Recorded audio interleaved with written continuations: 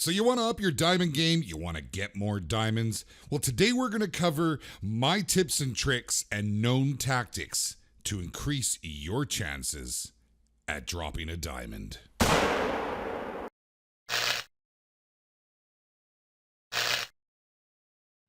Okay, getting right into this, guys, I want to make sure that you have all the tools at your disposal to make this a successful hunt for you. Now, for those of you that haven't seen it, I highly implore you to go check out Zaggy DK covering his Zag tactics, but we're going to quickly touch base on part of that here. As you can see, the track knowledge in your stalker tree needs to be at 3 of 3. It is very, very important that you do this. 3 of 3 in track knowledge.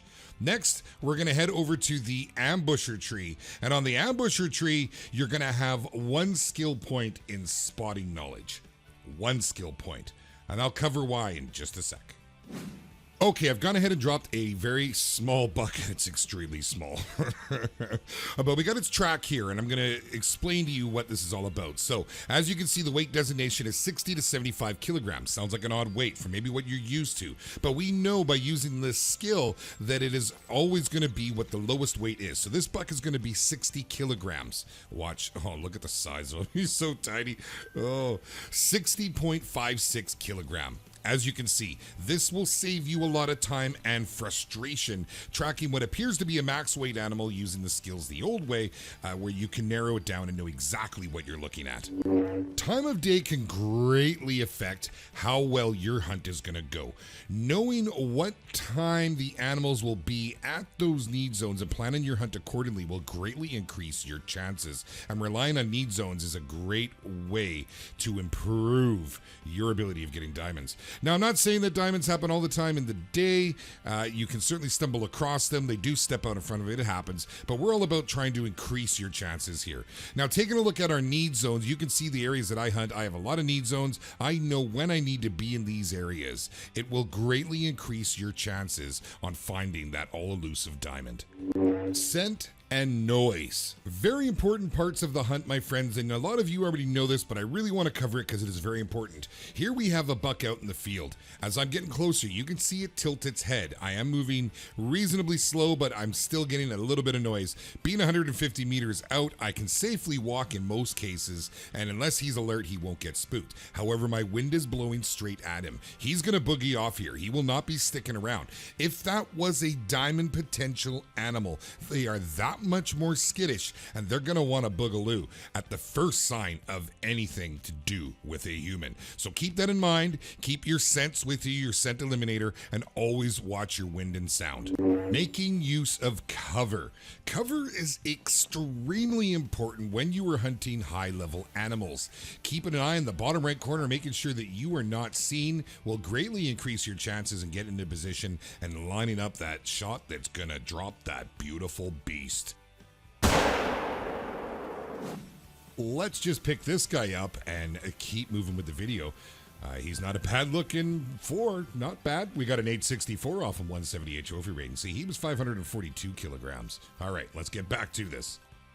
Now for this clip right here, my friends, unfortunately, the audio has been cut as I was in a group hanging out with some friends, and there was a whole bunch of chatter. So what's important here right now, my friends, is the tracking. This is probably the most important part of your diamond game. As you can see, we have just found the tracks of a diamond moose. Now, looking at his droppings, we can see that it's just now. That means that he is within earshot of our collars.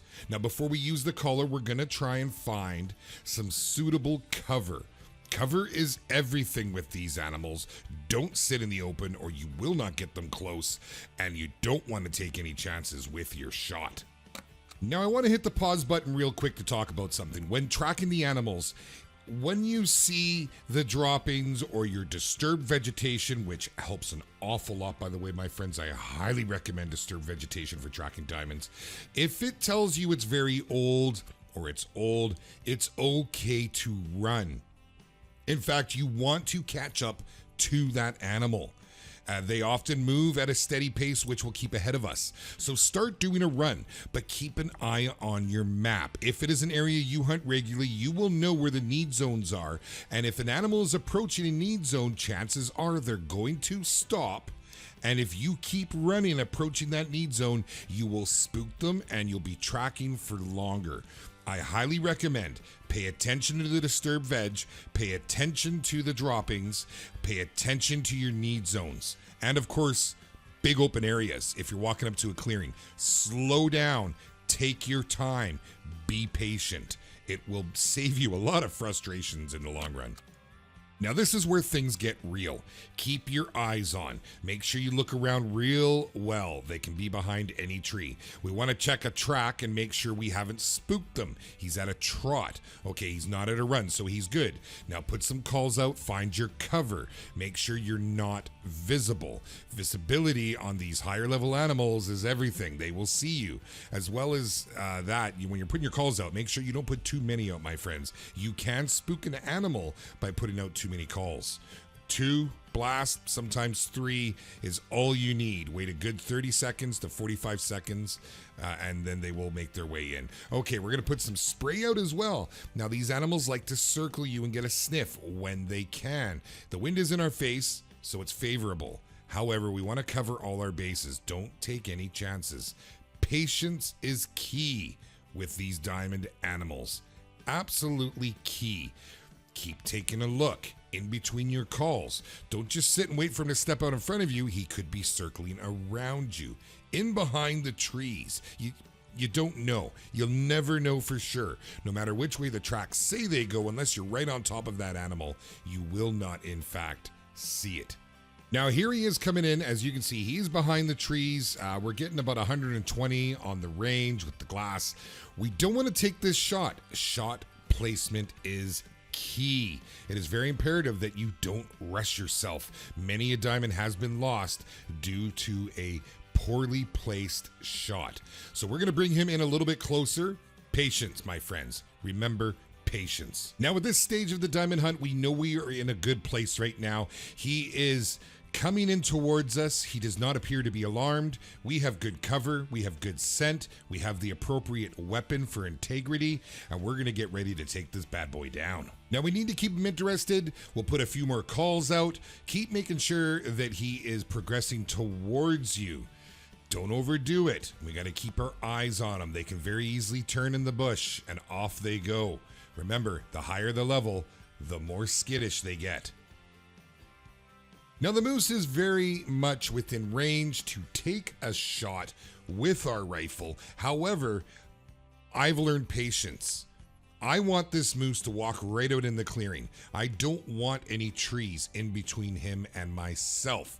If for any reason this moose were to turn tail and run, I will simply use the tactics in which we have been already discussing this video, and I will track him down and I will get him.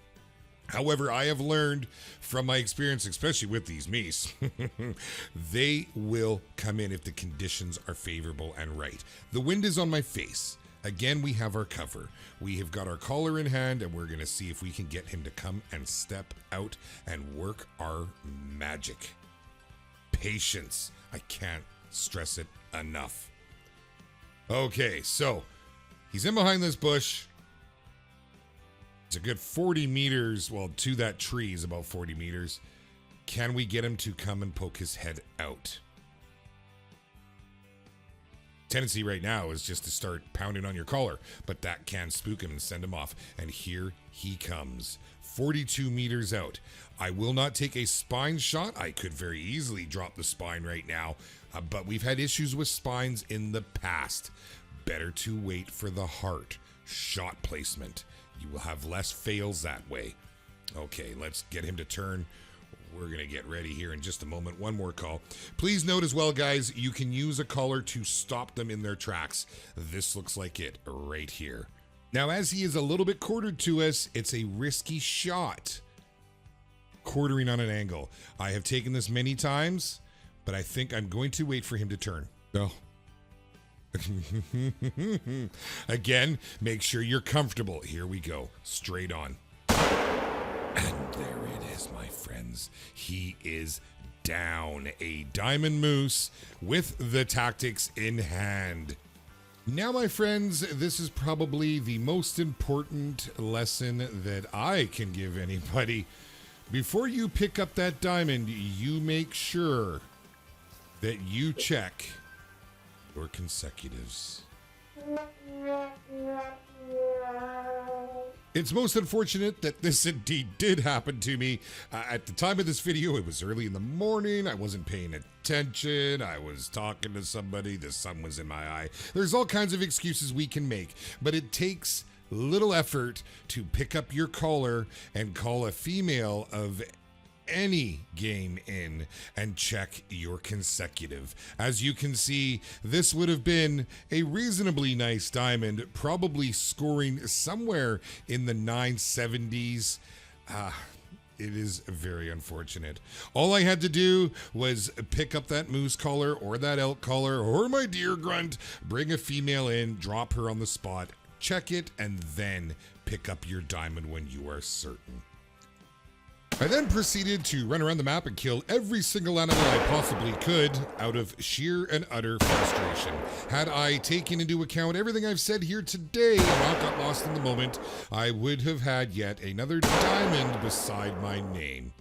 There you go, my friends. I hope you have thoroughly enjoyed this. Please do me a favor. Check me out on twitch.tv/JaxieBeard. Make sure to hit that subscribe button if you're new here. Tag the little bell beside it. Of course, join that Discord. The link is in the description down below. Hit that like button. Do it with two hands if you gotta. And a very special shout out to Alexander and Nikolai. Thank you for tuning in as you do and joining us here and taking the time out of your busy days. And for everybody else, I hope you have found this video helpful, and we will catch you all in Discord. Yes, sir.